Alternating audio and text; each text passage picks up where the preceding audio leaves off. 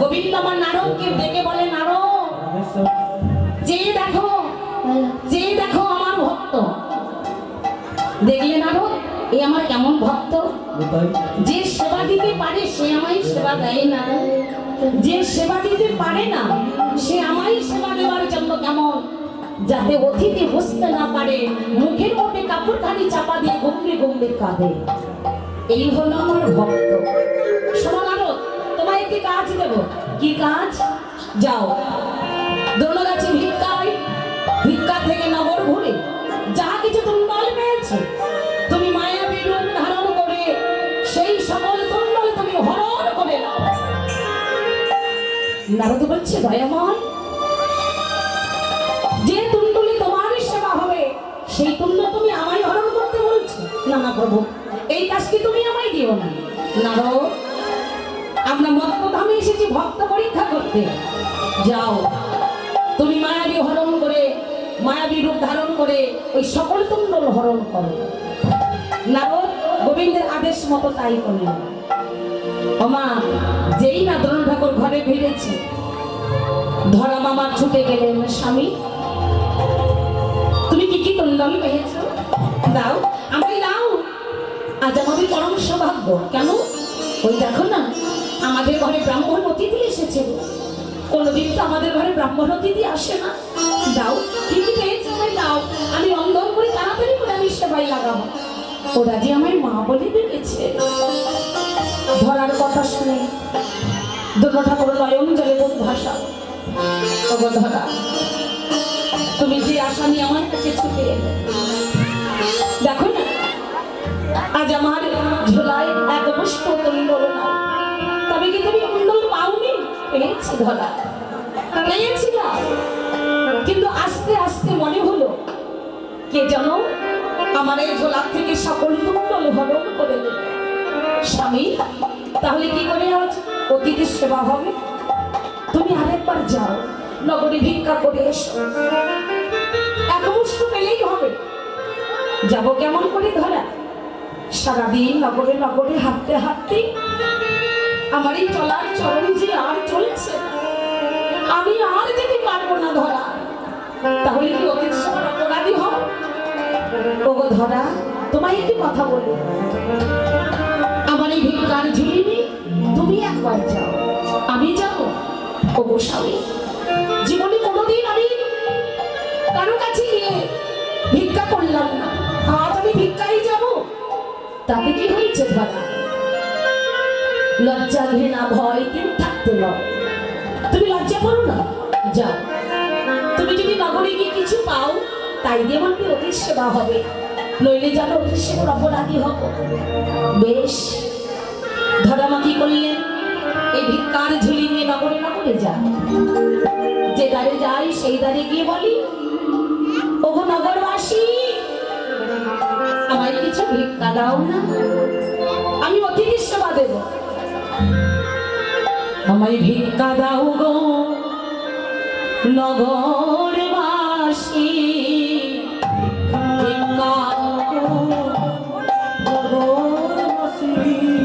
আমায় ভিক্ষা দাও গো নগরবাসী,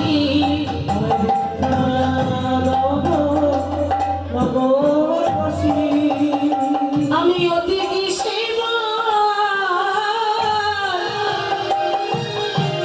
লাগিয়ে এসেছি, ভিক্ষা দাও গো নগরবাসী।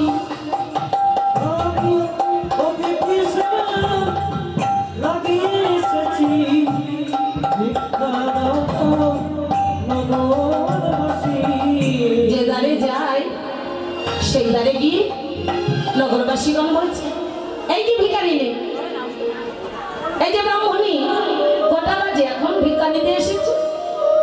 হ্যাঁ, সবে মাত্র স্নান করে উঠেছি, আর এই ভর দুপুরে বেলায় ভিক্ষা দেবো? যাও যাও যাও যাও, ওই দ্বারে যাও, ওই দ্বারে যাও। সেই দ্বারে গিয়ে বলছে, ও মা, আমার এক মুষ্ঠ ভিক্ষা দাও না, ঘরে অতিথি এসেছে, অতিথি সেবা দেবো, এক মুষ্ঠ ভিক্ষা দাও। এখানোর সময় ভিক্ষা, এখানোর সময় কেউ ভিক্ষা দেয়? হ্যাঁ, এইটুকু বোধ বুদ্ধি হয় না। যাও যাও যাও, ওই দ্বারে যাও, ওই দ্বারে যাও। যে দ্বারে যায় সেই দ্বারেই খাইয়ে দেয়, এক মুষ্ট কেউ ভিক্ষা দিল না। বললাম তো, যে ভিক্ষা নিতে যায় তার অন্তরে কেমন ব্যথা পায়। যে কোনো দাঁড়ে ভিক্ষা পেল না, ধরামা মনে মনে ভাবলেন, যারা আমাকে মা বলে ডাকলো দুটো অন্ন সেবা নেবে বলে, আমি মা হয়ে যখন সন্তানদের মুখে একটু অন্ন সেবা তুলে দিতে পারলাম, এই দেহ রেখে আমার কি কাজ? এই মুখ আমি কেমন করে দেখাবো? দরকার নেই, আমি গঙ্গার জলে ঝাঁপ দিয়ে আমার দেহকে আমি বিসর্জন দিয়ে দেব। যেই না অনুরাগে আত্মহত্যা করবেন বলে উদ্যত, আমার ভগবান দেখলেন সর্বনাশ, সেবা দিতে পারবে না বলে নিজেকে বিসর্জন দিতে যাচ্ছে। ছোট্ট একটা বালকের রূপ ধরলেন, দেখে বলছে, মা তুমি কি করছো মা? আত্মহত্যা মহাপাপ, তুমি জানো না মা? আচ্ছা বলো তো, তোমার কিসের কষ্ট, কি আমার দুঃখ হয়েছে যে তুমি গঙ্গার জলে ঝাঁপ দিয়ে নিজেকে শেষ করতে চাইছো?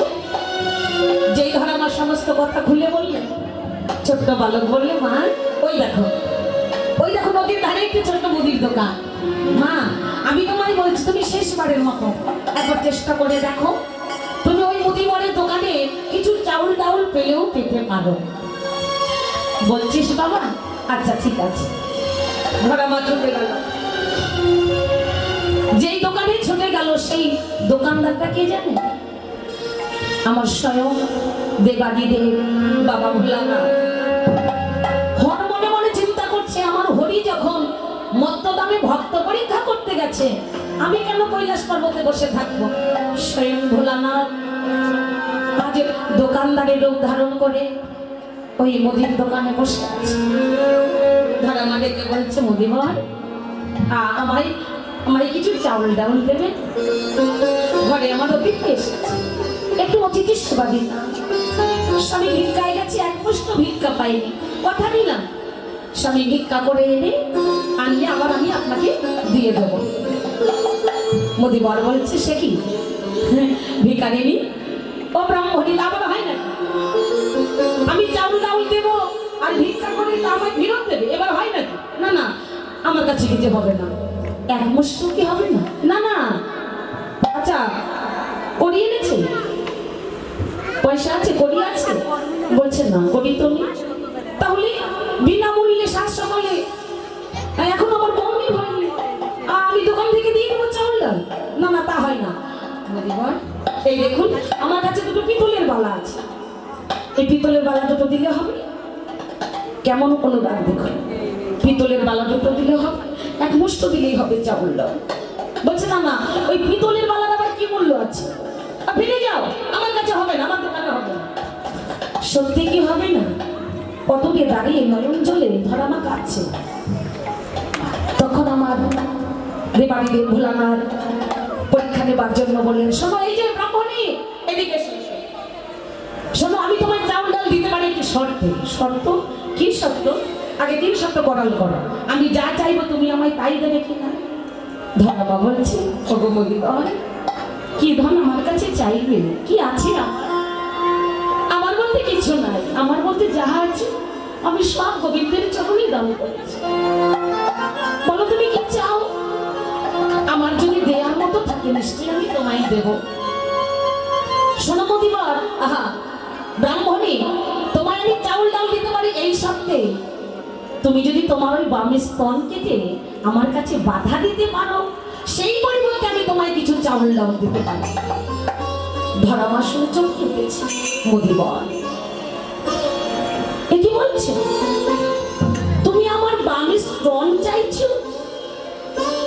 কোন সাহসে? তুমি কি জানো মদিবার, এই স্তন পাবার অধিকার কার আছে? একমাত্র সন্তানের। যে স্তন পাবার অধিকার সন্তানের, সেই স্তন তোমায় কেমন করে আমি বাধা দেব? বাবা ভোলানাথ বলে উঠলেন, মা আমি যদি সন্তান হয়ে তোমার কাছে স্তন চাই, তুমি আমায় দেবে না মা? ধরাবা বললেন, বেশ, তুমি যদি সন্তান হয়ে তুমি মায়ের কাছে স্তন চাও, সেই স্তন আমি তোমায় দেব। যে স্তন তুমি মাতৃরূপে গ্রহণ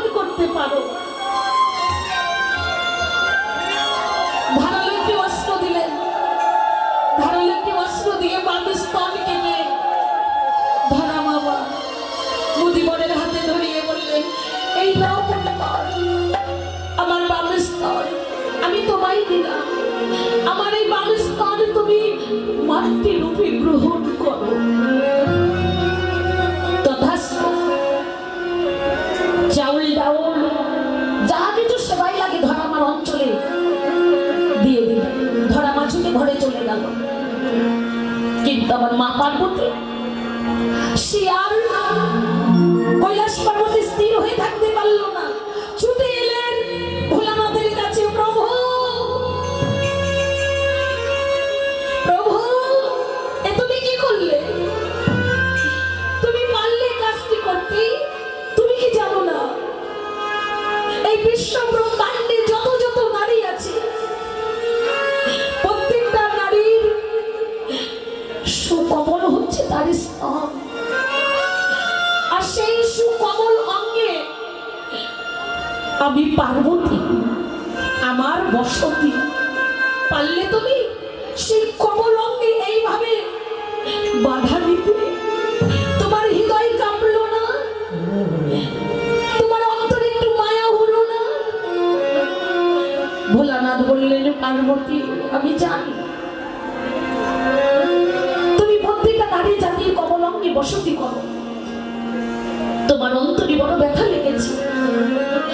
কিন্তু পার্বতী, আমার প্রভুজি ভক্ত পরীক্ষা করতে এসেছে, তাই ভক্ত পরীক্ষা করার জন্য আমাকে এইটুকু কাজ করতে হয়েছে।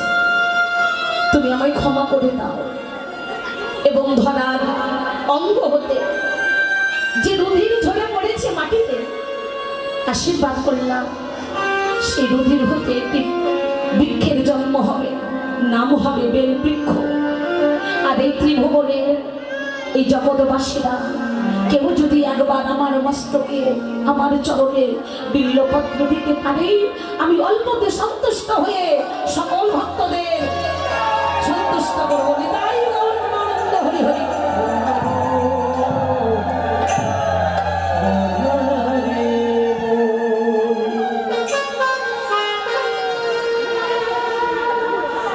ধরা মামা রন্ধন করে অতিথিদের সেবা দিয়েছে। একে একে যে সেবা দিয়েছে, আমার ব্রাহ্মণ নবী গোবিন্দের পাত্রের মধ্যে স্তন হতে এক ফোঁটা রুধির ঝরে পড়েছে। যেই ঝরে পড়েছে, গোবিন্দ আমার পরীক্ষা নেবার জন্য বললেন, মা এই কাজ তুমি কেমন করে করলে? তুমি অসুচি হয়ে আমাদের সেবা দিলে? তুমি তো আগেই বলতে পারতে মা, এতক্ষণ ধরে অপেক্ষায়। আর এই কি তোমার সেবার নমুনা? সেবার মধ্যে রুধির পড়ে উঠলো, এই সেবা কেউ করবো না, চলো নারদ, চলো চলো যাই। যেই আমার ব্রাহ্মণ বেশে গোবিন্দ এবং নারদ চলে যায়, ধর আমাদের যেন সত্যি আর তো কোনো উপায় নেই। তখন গলগণ্ডী বিধবা আসে, এ কথা মুখেও বলা যায় না। গলগণ্ডী বিধবা আসে অতিথিদের চরণতলে লুটিয়ে বললেন, অতিথি আপনারা কেউ যাবেন না, আমি অসুচি না। তাহলে সত্য করে বলো তো মা, তুমি যদি অসুচি না হবে এই পাত্রের মধ্যে রুধির এলো কোথা থেকে? যেই ধরে আমার সমস্ত কথা খুলে বললে, গোবিন্দ আমার আর নিজেকে ধরে রাখতে পারল না। নিজের স্বরূপ ভক্তের মাঝে দর্শন দিল। যেই না শঙ্খ চক্র গদা পদ্মধারী নারায়ণের রূপ দর্শন করলো, ধরে আমার গলগণ্ডী বিধবা আসে প্রভুর চরণতলে লুটিয়ে পড়লেন, প্রভু দয়াময়, এ কি প্রভু তুমি এসেছিলে আমার ঘরে, আমার মতো অভাগিনীর ঘরে, কাঙালের ঘরে। দয়াময়, তোমার কত করুণা, তোমার কত কৃপা। বলো মা, তুমি আমার কাছে কি চাও? আমি তোমার সেবায় বড় সন্তুষ্ট। তোমার মতো ভক্ত ত্রিভুবনে আর কেউ নাই যে স্তন বাধা দিয়ে অতিথি সেবা দেয়। বলো মা, তুমি কি চাও? তুমি যা চাইবে কথা দিলাম, আজ আমি তোমায় তাই দেব।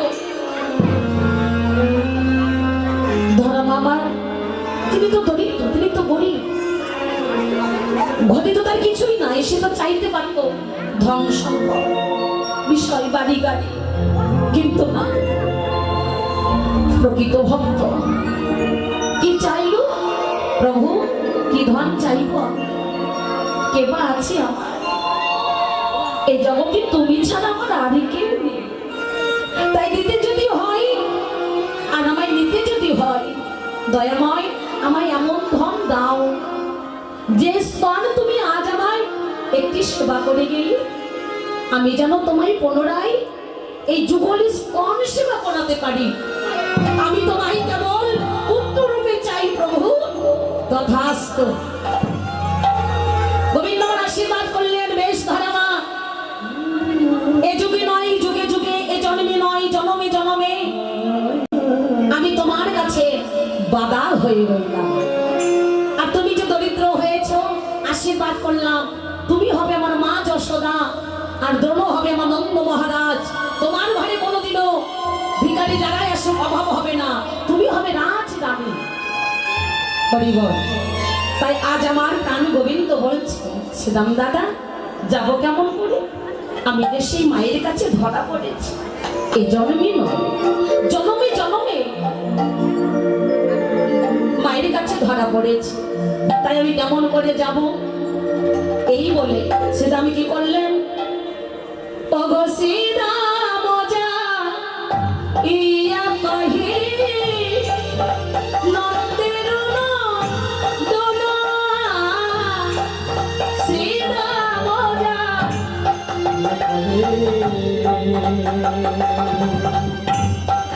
নন্দের বুঝিতে না আমি পারি কানাই তোমার মন্ত্রণা, বুঝিতে না পারি কানাই তোমার ওগো তুমি রইলা ঘরে বসি,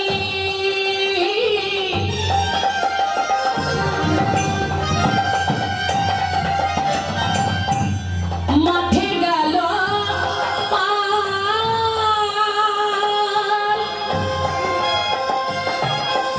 ওর মত হইয়া বেড়াই যতে পোড়া খাল, ওর মতো হইয়া বেড়ায় যতে করে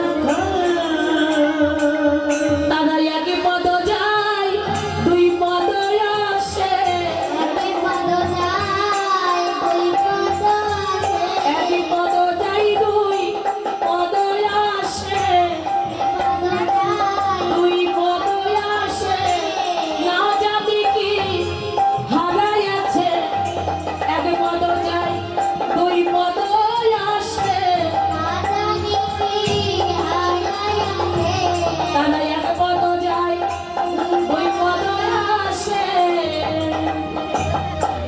শ্রীরাম বললেন, ওরে ভাই কানাই, সবগণ বা শ্রীরাম সুদাম বা এই সকল নবলক্ষ ধেনু যদি বৈষ্ণবচরণের পথে পাঠাই, তারা কি করে? এক পদ যায় দুই পদ ফিরায় আসে। কেন? না জানি কি তারা হারায় আছে। আর ধেনু বৎসরা কি করে? হাম্বা হাম্বা রাগ করে কানাই কানাই কানাই বলে তারা উচ্চ স্বরে চিৎকার করে ডাকতে থাকে। বলি, ওরে ভাই কানাই, ওরে আমার প্রাণের ভাই কানাই, আমার ঘরে হয় বল বল তুই হয়তো আমাদের কথা নাই বা ভাবলি, কিন্তু কানাই যারা পশু জাতি তাদের কথা তো ভাবতে পারিস। যে গাভী মাতারা তাদের বাছুরিদের স্তন সেবা করাই না। কেন? প্রথমে তোর বদল কমলে দেবে বলে। যখনই বাছুরিরা তাদের মায়েদের কাছে যায়, গাভী মাতারা কি করে? পায়ে করে লাত মেরে তাদের সরিয়ে দেয়। ওরে ভাই কানাই, সেই পশু জাতির কথা তো ভাবতে পারিস। হরি বল। যারা নাকি চোখের জলে মুখের লালে বদনে কৃষ্ণ বলে ডাকতে পারে না বলে কানাই কানাই কানাই বলে ডাকে, তাদের কথা তো ভাবতে পারিস। পদকাটা এক পাশে দাঁড়িয়ে বলছে, ও সেদা কাকে তুমি পশু বলছো? ওই গাভী জাতিকে পশু বলছো? পশু বলো না। ওরা বদনে কৃষ্ণ নাম বলতে পারছে না তো কি হয়েছে? চোখ চোখের জলে মুখের লালে উচ্চস্বরে হাম্বা হাম্বা রব করে কানাই কানাই করে ডাকে। ওদের পাঠরীদের দুগ্ধ নারী আমাদের গোবিন্দের বদনে দেবেন বলে তারা দুগ্ধ কমল দুলাতে দুলাতে আসে। ওদেরকে পশু বলো না, পশু যদি ভুলতে হয় আমাদের মতো মানব জাতিদেরকে পশু বলো।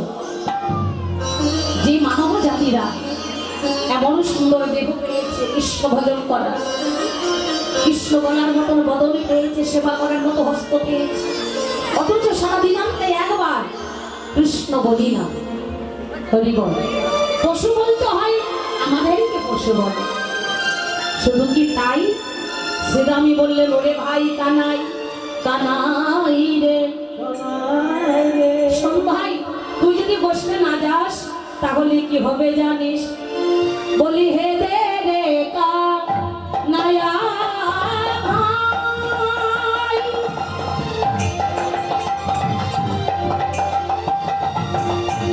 তোরি সঙ্গ চাই,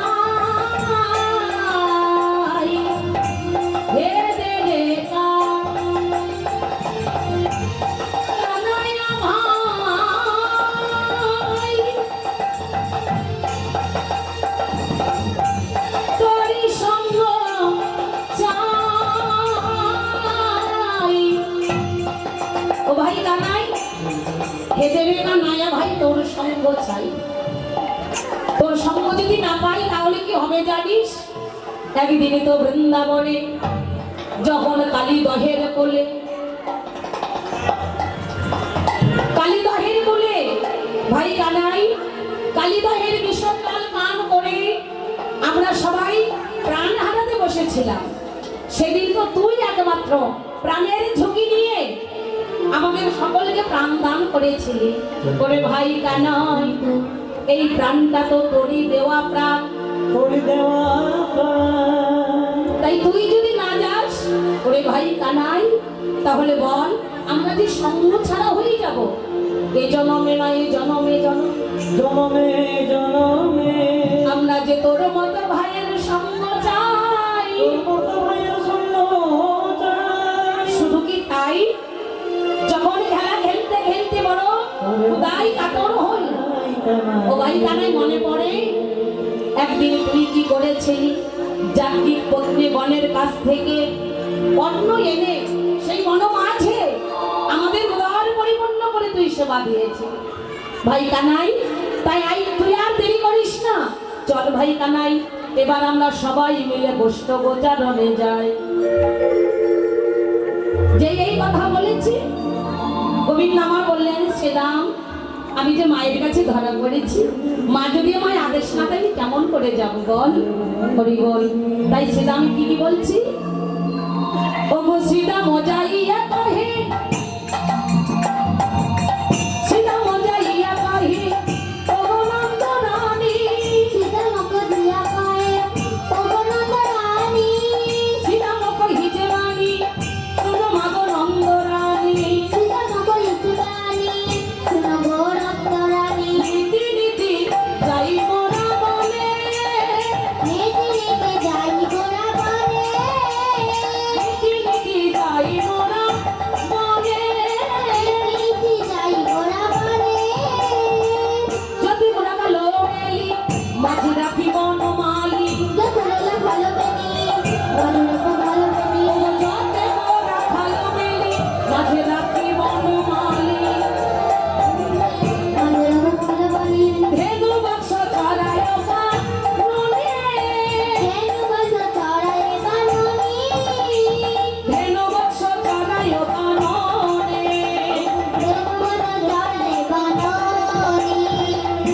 জানো মা, যখন ভাই কানাই নিয়ে গোষ্ঠ মাঝে যায়, কানাই কি করি মোহন মুরলী স্বরে নানা ছন্দে গান করি, ভুবন ভুলায় সেই রবে, মন ভোলাই সে রবে। ও মা শোনো মা, ভাই কানাই যখন মুরলী বাজায়, ভাই কানাইয়ের মুরলী ধ্বনি শুনে যেন কত কত লোক ভাই কানাইকে দেখতে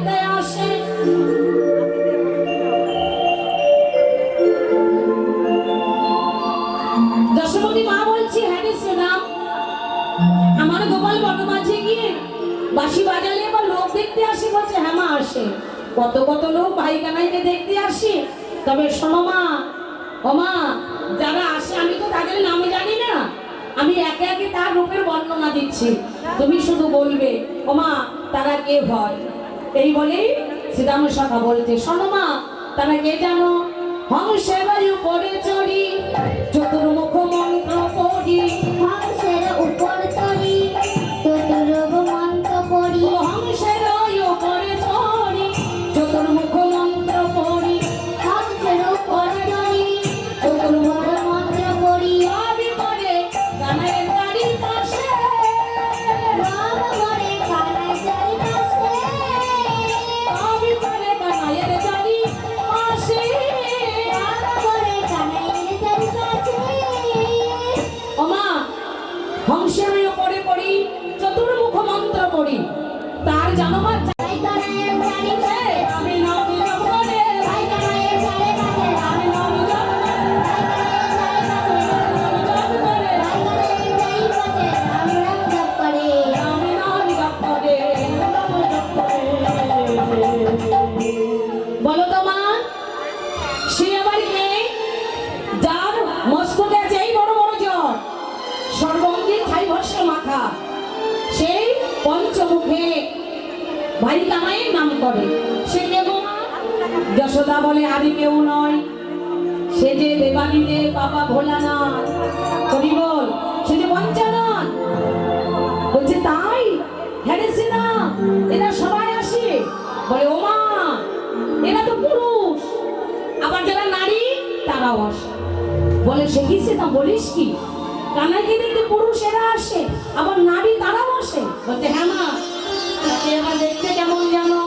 শোনো শোনো, স্বর্ণকান্তি শশীমুখী, ভালে শোভে তিন আঁখি, সোনা বাবু মুখে রাখি, ভালে শোভে স্বর্ণকান্তি শশীমুখী, ভালে শোভে তিন আঁখি। সোনা বাবু মুখে রাখি, ভালো সবে বাবা, স্বর্ণকান্তি শশীমুখী ভালে শোভে তিন আঁখি, তার তিনটি নয়ন, আর হাত কাটি জানো মা? 10টি হাত। বাবা, তার কি নাম গো? যার তিনটি নয়ন 10টি হাত, তার নাম কি? মা দুর্গা। বলো শ্রীরাম, তার নাম তো মা দুর্গা। বলে ও মা, তুমি তো ঘরে বসে ভাই কানাইকে কোলে নিয়ে তুমি দুই করে ভাই কানাইকে নবনীর সেবা করো। আর সেই রমণী বনমাঝে কি করে জানো? যার তিনটি নয়ন 10টি হাত, সে 10 করে ভাই কানাইকে কোলে নিয়ে উদর পরিপূর্ণ করে নবনীর সেবা করায়। আর জানো মা, কত ননি খাই তারা করে, 10 করে ভাই কানাই নবনী খাওয়ার, আর কত ননি খায় সেই নারীর কোলে। আর সে কি বলে জানো?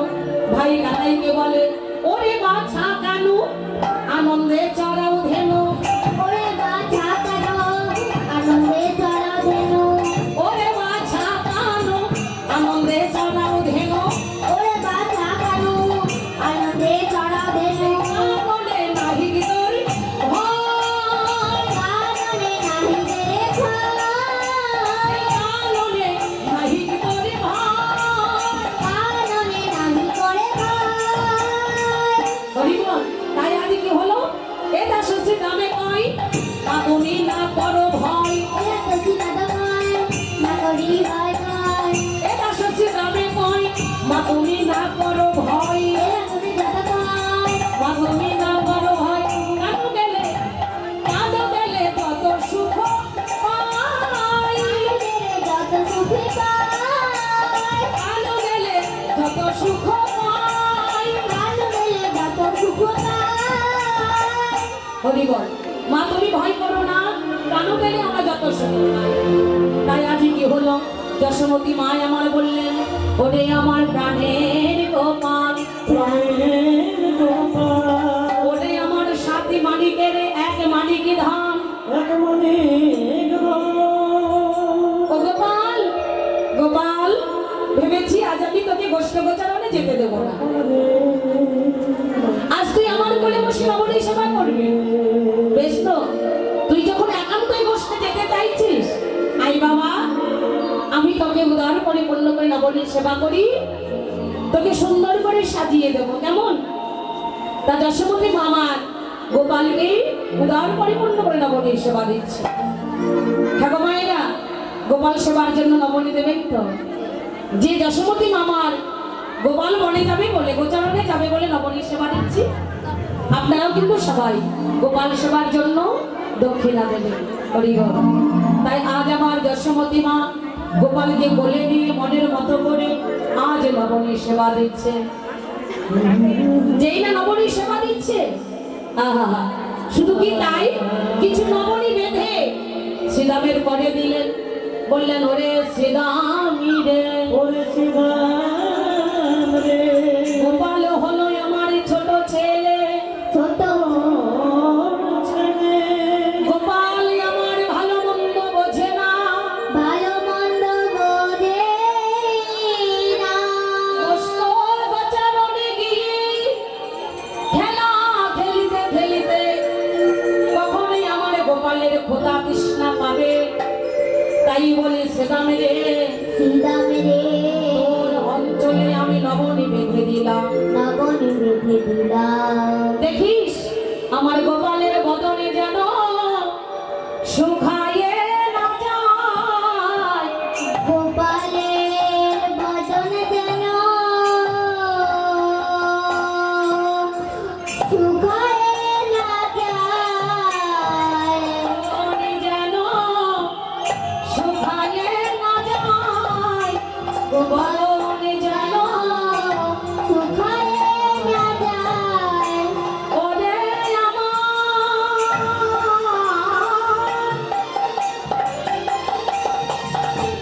শ্রীরাম রে, আমার গোপালের বদন শুকায়ে না যায়।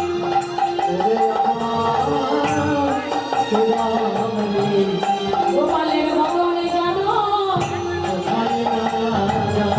ওরে আমার শ্রীরামে রে, আমার গোপালের বদন শুকায়ে না যায়। ওরে শ্রীরাম রে, বদন যেন শুকায়ে না যায়। ওরে শ্রীরাম, দেখিস খেলা খেলতে খেলতে গোচারণে লীলা করতে করতে আমার গোপালের বদনে যেন শুকাইয়ে না যায়। বদন শুকাইতে না শুকাইতে তোরাই আমার গোপালের বদনে নবনী দিবি। বেশ, এবার কি বললেন? যশোমতী মায় আমার গোপালকে কোলে নিয়ে মনের মতো করে সাজাতে লাগলেন। কেমন ভাবি? হরিবল হরিবল। যশোমতী মা আমার গোপালকে কোলে নিয়ে সাজাতে শুরু করলো। যেখানে যে আবরণ লাগে তাই দিয়ে গোপালকে সাজাচ্ছে। কেমন ভাবি?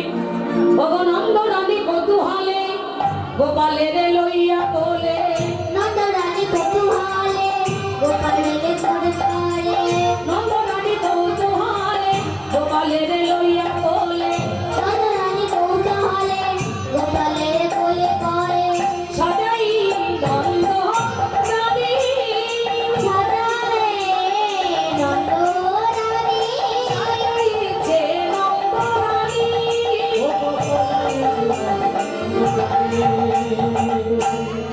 যেখানে যে আবরণ লাগে তাই দিয়ে যশোমতী মা আমার গোপালকে সাজায়। তবু কেন মায়ের সাজবিতে না? বলে ওরে গোপাল রে, জানিস বাবা বড় কত আপদ বিপদ হয়, আয় আয় আয় বাবা, তোর অঙ্গে আমি রক্ষা মন্ত্র বেঁধে দিই। এই বলে যশোমতী মা আমার গোপালকে কাছে নিয়ে গোপালের অঙ্গে রক্ষা মন্ত্র বেঁধে দিল। কেমন ভাবি?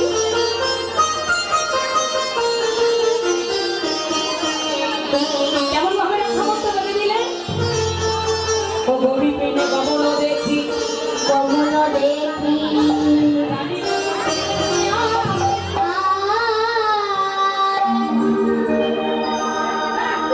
কোলে লই নন্দরানী, নন্দরানী,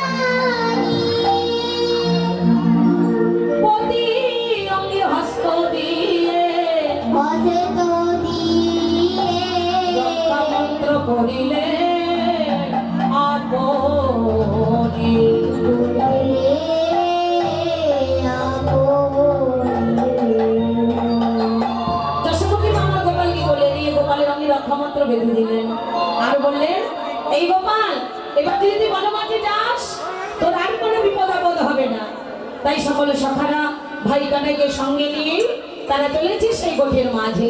সবাইটি কেমন হয়েছে?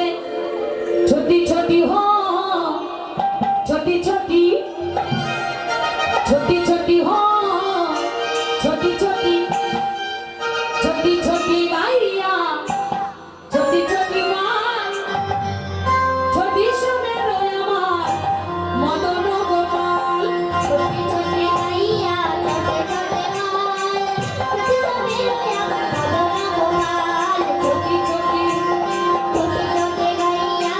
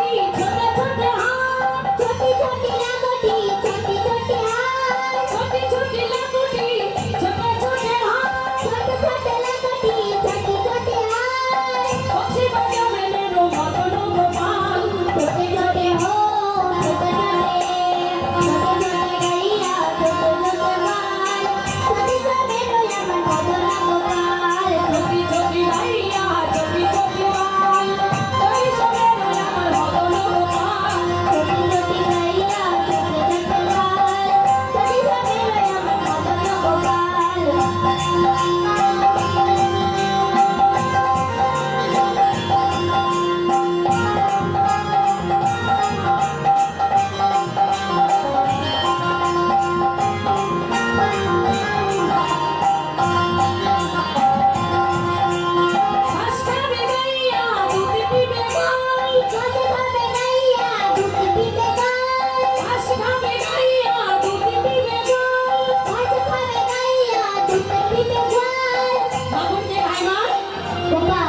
হরিবল বাবনকে খায় ঘাস খাবে গাইয়া দুধ পিবে গাই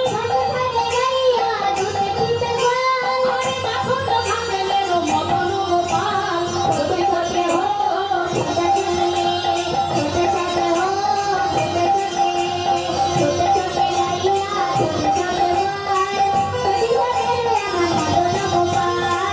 ছোটি গাইয়া ছোটি ছোটি গান ছোটি ছোটি আমার মদন গোপাল। ছোটি ছোটি আমার মদন গোপাল।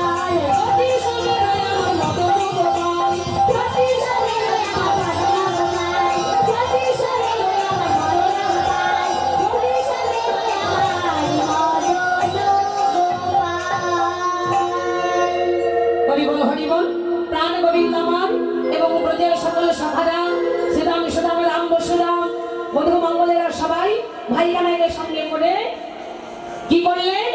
চলে গেলেন আজ তারা সবাই গোষ্ঠ গোচারণ।